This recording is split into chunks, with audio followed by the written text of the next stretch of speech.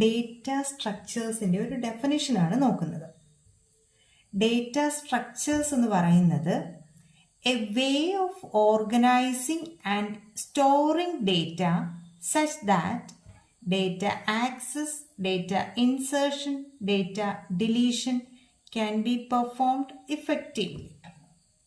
അതായത് ഒരു data structure എന്ന് പറയുന്നത് way of organising and storing data, ഡേറ്റയെ ഓർഗനൈസ് ചെയ്യാനും സ്റ്റോർ ചെയ്യാനും ഉതകുന്നതാണ് ഒരു ഡേറ്റ സ്ട്രക്ചർ എന്ന് പറയുന്നത്. അതായത് നമുക്ക് കുറച്ച് നമ്പേഴ്സ് ഉണ്ട്, 5, 6, 7 ഇത്രയും നമ്പേഴ്സ് ഉണ്ട്. ഇത് നമുക്ക് പല രീതിയിൽ മെമ്മറിയിൽ സ്റ്റോർ ചെയ്ത് വെക്കാം.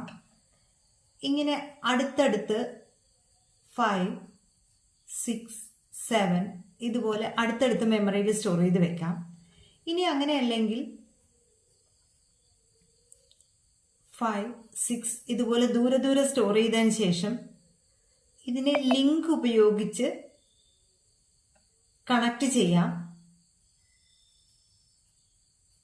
ഇനി അതും അല്ലെങ്കിൽ വേറെ പല രീതിയിൽ മെമ്മറിയിൽ സ്റ്റോർ ചെയ്യാനായിട്ട് സാധിക്കും. അപ്പോൾ ഇതൊരു ഡേറ്റ സ്ട്രക്ചറാണ്, ഇത് മറ്റൊരു ഡേറ്റ സ്ട്രക്ചറാണ്. അങ്ങനെ ഡേറ്റയെ ഓർഗനൈസ് ചെയ്ത് സ്റ്റോർ ചെയ്യുന്നതിനെയാണ് നമ്മൾ ഡേറ്റ സ്ട്രക്ചർ എന്ന് പറയുന്നത്. അങ്ങനെ ഓർഗനൈസ് ചെയ്യുകയും സ്റ്റോർ ചെയ്യുകയും ചെയ്യുമ്പോൾ എങ്ങനെ ആയിരിക്കണം data access, data insertion, data deletion വളരെ ഇഫക്റ്റീവായിട്ട് പെർഫോം ചെയ്യാനായിട്ട് കഴിയണം. വളരെ ഈസി ആയിട്ട് എഫക്റ്റീവായിട്ട് ഡേറ്റ ആക്സസ് ചെയ്യാൻ പറ്റണം, ഇൻസേർട്ട് ചെയ്യാൻ പറ്റണം, ഡിലീറ്റ് ചെയ്യാൻ പറ്റണം. അപ്പോൾ എന്താണ് ഡേറ്റ ആക്സസ് എന്ന് നോക്കാം. ഡേറ്റ ആക്സസ് എന്ന് പറഞ്ഞാൽ ഡേറ്റയെ നമ്മൾ ഈ ഡേറ്റ സ്ട്രക്ചറിൽ നിന്നും ഒരു ഡേറ്റയെ നമുക്ക് എടുക്കുന്നു, നമുക്ക് ആവശ്യമായുള്ള ഒരു ഡേറ്റ എവിടെയാണെന്ന് നോക്കുന്നു.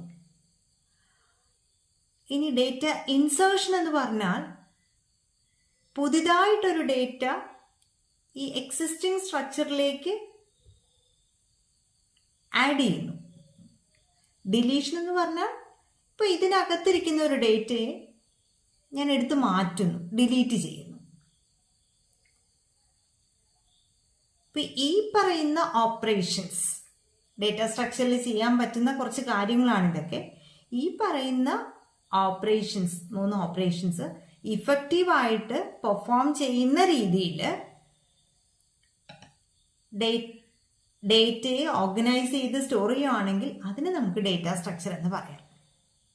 Data access, data insertion, data deletion ഇഫക്റ്റീവായിട്ട് പെർഫോം ചെയ്യുന്ന രീതിയിലാണ് നമ്മൾ ഡേറ്റ ഓർഗനൈസ് ചെയ്ത് സ്റ്റോർ ചെയ്യുകയാണെങ്കിൽ അതിനെ നമ്മൾ ഡേറ്റ സ്ട്രക്ചർ എന്ന് പറയാം.